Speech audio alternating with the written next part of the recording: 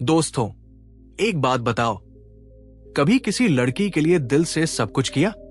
रात के 2 बजे बस बात कर लो ना वाले कॉल्स उठाए, उसके मूड स्विंग्स झेले, उसके एक्स के किस्से सुने और फिर एक दिन उसने मुस्कुराते हुए कहा, तुम बहुत अच्छे हो, आई विश मेरे बॉयफ्रेंड भी तुम्हारी तरह होते।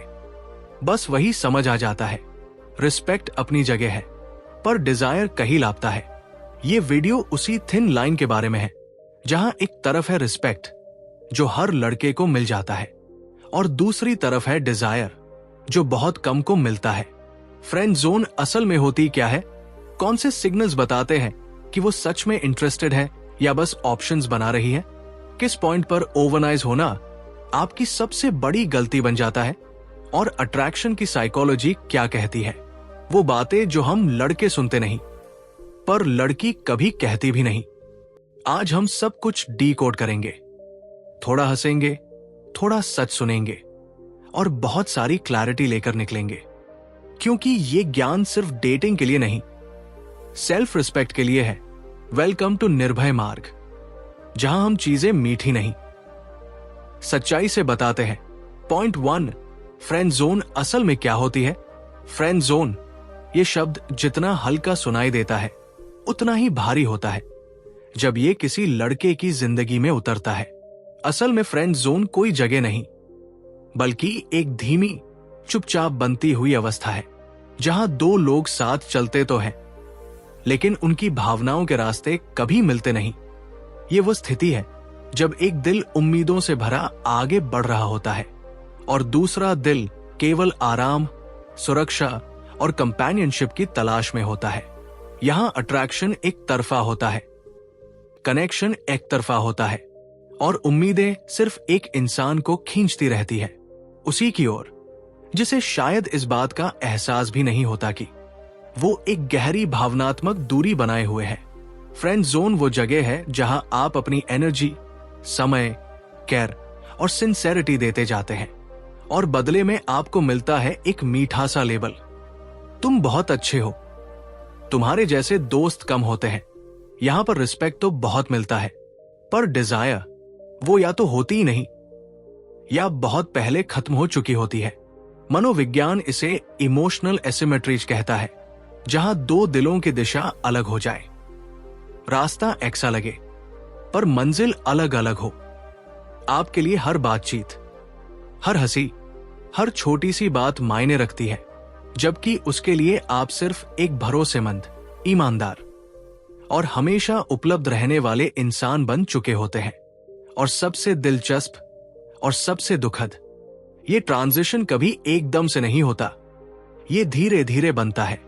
एक कॉम्प्लीमेंट से शुरू होकर इमोशनल कंफर्ट तक पहुंचता है और फिर एक दिन आपको एहसास होता है कि आपने उसके लिए बहुत कुछ महसूस किया, लेकिन उसने आपके लिए कुछ भी महसूस नहीं किया, सिवाय एक सेफ स्पेस के जहां वो अपनी बातें उतार सके। फ्रेंड जोन की असलियत यही है, एक चुप्पी जो दिल में बोलती रहती है और एक दूरी जो नजदीकियों के बीच भी बनी रहती है। पॉइंट 2, फ्रेंड जोन क्यों बनती है? फ्रेंड जोन कभी अचानक नहीं बनती, ये हमेशा कुछ मनोवैज्ञानिक कारणों से जन्म लेती है और अक्सर हमें तब समझ आती है जब बहुत देर हो चुकी होती है। इसके पीछे सबसे पहला कारण है आकर्षण की कमी, न कि आपकी कमी, बल्कि उस इक्वेशन की कमी जिसमें 2 लोगों के बीच अट्रैक्शन की केमिकल स्पार्क एक जैसी नहीं होती। मनोवैज्ञानिक हेलेन फिशर बताती है कि प्यार 3 स्तरों से गुजरता है, लस्ट, अट्रैक्शन और अटैचमेंट। फ्रेंड जोन वही पैदा होती है जहां अट्रैक्शन नहीं बनता और रिश्ता सीधे अटैचमेंट तक पहुंचकर कंफर्ट जोन में गिर जाता है। वो आपको पसंद करती है, लेकिन उस तरह नहीं जिस तरह आप उसे पसंद करते हो। उसके लिए आप एक सेफ प्रेजेंस होते हो, एक ऐसी जगह जहां वो बिना डर, बिना फिल्टर के रुक सकती है, पर आपकी मौजूदगी उसके दिल में हलचल नहीं पैदा करती। दूसरा कारण है मैचिंग। ये कड़वा सच है कि इंसान अक्सर उन्हीं के साथ रोमांटिक बॉन्ड बनाता है जिन्हें वो अपने बराबर महसूस करता है, चाहे वो अट्रैक्टिवनेस हो, लाइफस्टाइल हो, कॉन्फिडेंस हो या सोशल वैल्यू। जब ये बराबरी महसूस नहीं होती, रिश्ता खुद ब खुद फ्रेंडशिप की तरफ मोड़ लेता है, भले आप कितनी कोशिश करें उसे रोमांटिक बनाने की। तीसरा कारण बेहद आम है, ओवरनाइसनेस। कई लड़के ये समझ ही नहीं पाते कि जितना आप किसी को खुश करने की कोशिश करते हो, उतना ही आपकी वैल्यू उनके लिए गिरती जाती है। जैकर और लैंडी का प्रसिद्ध शोध बताता है कि इंसान उनको ज्यादा पसंद करता है जिनके लिए उन्होंने फेवर किया हो। लेकिन फ्रेंड जोन में कहानी उल्टी चलती है। यहां आप फेवर करते जाते हो और वो अप्रिशिएट करते हुए भी आपको टू गुड टू डेट की कैटेगरी में डाल देती है। और अंत में आता है इंटेंशन का न बोल पाना। ये सबसे बड़ा साइकोलॉजिकल ट्रैप है। बहुत सारे लड़के डर के कारण या रिजेक्शन से बचने की वजह से अपने अट्रैक्शन को सीधे बोलने के बजाय दोस्ती से शुरू करते हैं, जिससे सामने वाला अस्यूम करता है कि आप बस दोस्त ही हो।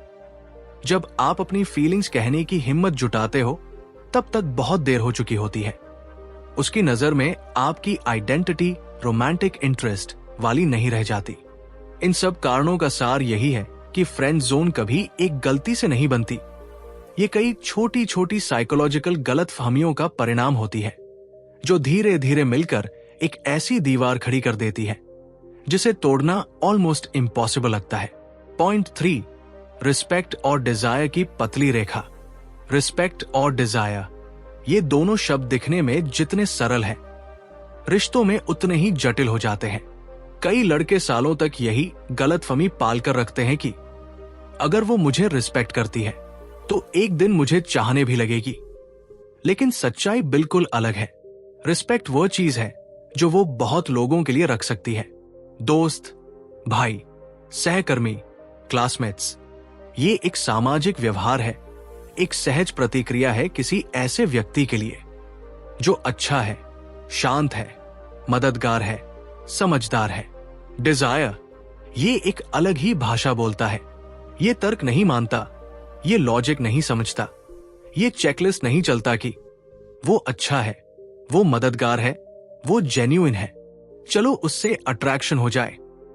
डिजायर सिर्फ उसी के लिए जागता है जिसकी उपस्थिति में दिल की धड़कनें थोड़ा तेज हो जाए, जिसकी बातों में एक अनकही चुंबकीय एनर्जी हो, जिसके पास आते ही फेमिनिन नेचर थोड़ी सॉफ्टन हो जाए और जिसकी नजरों में उसे अपने लिए एक मास्कुलिन सर्टेनिटी महसूस हो। रिस्पेक्ट एक स्टेबल इमोशन है, सीधा, शांत, संतुलित। डिजायर एक इलेक्ट्रिक इमोशन है, अचानक, तीखा, अनियंत्रित। रिस्पेक्ट कहता है तुम अच्छे इंसान हो। डिजायर कहता है मैं तुम्हारे करीब रहना चाहती हूं। रिस्पेक्ट में सर झुकता है, डिजायर में दिल दौड़ता है। रिस्पेक्ट आपको चैट में सलाह लेने वाला सेफ दोस्त बनाता है। डिजायर आपको वो व्यक्ति बनाता है जिसके साथ समय बिताने का उसका मन खुद ब खुद खिंच कर जाता है, जिसके लिए वो अपना स्केड्यूल एडजस्ट करती है, जिसके मेस में भी उसे चार्म नजर आता है। और ये समझना बहुत जरूरी है कि रिस्पेक्ट बिना एफर्ट के मिल सकता है, लेकिन डिजायर हमेशा प्रेजेंस, एनर्जी और मास्कुलिन बाउंड्री से पैदा होता है। फ्रेंड जोन की जड़ें यही से निकलती है। आपके पास रिस्पेक्ट भरपूर होता है, पर डिजायर कभी जन्म ही नहीं लेता। वो आपको एडमायर करती है, ट्रस्ट करती है, लेकिन वही स्पार्क, वही वाइब्रेशन, वही बॉडी लैंग्वेज शिफ्ट जो रोमांटिक कनेक्शन पैदा करता है, वो महसूस ही नहीं होता। ये थिन लाइन समझ आ जाए तो आप डेटिंग की दुनिया में आधी लड़ाई जीत जाते हैं, क्योंकि जो लड़के रिस्पेक्ट और डिजायर को एक जैसा समझते हैं, वही सबसे ज्यादा इमोशनल चोट खाते हैं। पॉइंट 4, रियल इंटरेस्ट के सिग्नल्स। अब बात करते हैं उन संकेतों की, उन छोटे छोटे इशारों की जो ये बताते हैं कि सामने वाली लड़की सच में आपको पसंद करती है या बस बातचीत को सभ्यता की तरह निभा रही है। क्योंकि अट्रैक्शन कभी शब्दों से नहीं समझ आता, वो जेस्चर से समझ आता है, नजरों से समझ आता है और उस एनर्जी से समझ आता है जो इंसान छुपाना चाहे फिर भी छुप नहीं पाता। जब कोई लड़की आपको जेन्युइनली पसंद करती है तो उसके आसपास का माहौल बदलने लगता है।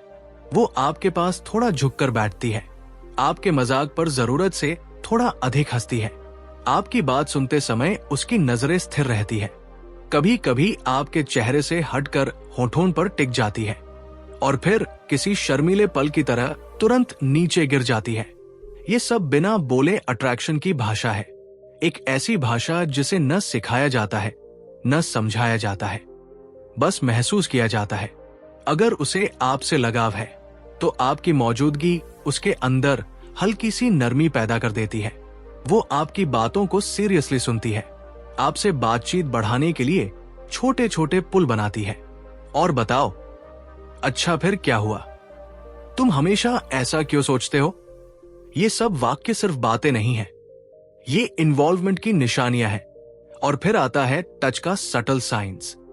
वो आपके पास से गुजरते हुए हल्का सा शोल्डर ब्रश, किसी जोक पर प्लेफुल टैप, या आपका हाथ छूने के बाद उसकी पल भर की झिझक। ये सिग्नल्स लाउड नहीं होते पर सच बोलते हैं। लेकिन अगर वो कभी पास नहीं आती, कभी नजरों में नजरें नहीं टिकती, आपसे मिलने के बहाने नहीं खोजती और मैसेजेस केवल फॉर्मल कर्टसी की तरह लगते हैं, तो ये समझ लेने में कोई हर्ज नहीं कि इमोशंस आपकी तरफ जितनी गहराई से बह रहे हैं उसकी तरफ उतने गहरे नहीं। आकर्षण हमेशा दिखता नहीं, पर उसके ना होने का एहसास बहुत साफ दिखता है। रियल इंटरेस्ट हमेशा प्रेजेंस में उभरता है और लैक ऑफ इंटरेस्ट हमेशा डिस्टेंस में। Point 5, real life examples. जिंदगी हमेशा हमें थ्योरी नहीं सिखाती, वो हमें एग्जाम्पल्स देती है। ऐसे एग्जाम्पल्स जिनमें हम कभी किसी और को देखते हैं और कभी कभी दर्द की सच्चाई में खुद को। पहली कहानी है उस लड़के की जिसे मैं बैग होल्डर गाय कहता हूं। उसकी दुनिया में एक लड़की थी, हंसमुख, खूबसूरत, बातूनी, और उसके लिए वो लड़का हमेशा एक इनविजिबल सपोर्ट सिस्टम की तरह मौजूद रहता था। कॉलेज की कैंटीन से लेकर मार्केट के हर गलिये तक वो उसके हाथ से बैग ले लेता था, उसके बोझ को अपना समझकर उठाता था। लड़का सोचता था ये केयर है, अफेक्शन है, लेकिन उस लड़की की दुनिया में वो बस एक सुकून देने वाला दोस्त था। वो दोस्त जिसे लोग अपना सबसे भरोसेमंद इंसान कहते हैं और आयरॉनिकली उसी को कभी चुनते नहीं। दूसरी कहानी उस लड़के की है जिसका दिल हर रात उस नोटिफिकेशन की आवाज में बंधा हुआ था जो हे आर यू अवेक से शुरू होती थी। वो मानता था कि ये ट्रस्ट है, कि शायद वो उसके सबसे करीब है, लेकिन हकीकत ये थी कि लड़की उसे एक इमोशनल डंपिंग ग्राउंड की तरह इस्तेमाल करती थी, जहां वह अपने एक्स की तकलीफें छोड़ जाती, अपनी परेशानियां उतार कर सो जाती, और लड़का उसके लिए वो शांत दीवार बन चुका था जिस पर वो अपना बोझ फेंककर हल्की हो जाती थी। और ये कहानी जितनी कॉमन है उतनी ही दर्दनाक भी। तीसरी कहानी उस लड़के की है जो हर दिन उसे चुपचाप देखते हुए सोचता था कि एक दिन वो जरूर समझेगी कि उसकी साइलेंस में भी प्यार था। लेकिन वो दिन कभी नहीं आया, क्योंकि अट्रैक्शन साइलेंस में पैदा नहीं होता, वो एनर्जी में, प्रेजेंस में और बाउंड्रीज में पैदा होता है। लड़का पूरी सिंसेरिटी से प्यार करता रहा और लड़की पूरी सिंसेरिटी से अनअवेयर रही। इन कहानियों में एक ही पैटर्न छुपा है। जब प्यार एक तरफा होता है तो जेस्चर्स भले ही जमीन हिला दे, लेकिन दिल के इक्वेशंस नहीं बदलते। किसी के लिए बहुत करना कभी किसी को आपके लिए महसूस करवाने की गारंटी नहीं होता। और शायद यही रिश्तों का सबसे बड़ा सबक है कि दिल जितना देता है उतना ही पहले समझना चाहिए कि सामने वाला उसे पकड़ने आया है या सिर्फ गिराने। पॉइंट 6, फ्रेंड जोन से बाहर कैसे निकले।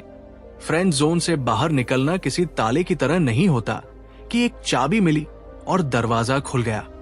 ये एक प्रोसेस है, एक धीरे धीरे बदलता हुआ व्यवहार, और उससे भी अधिक एक नई समझ।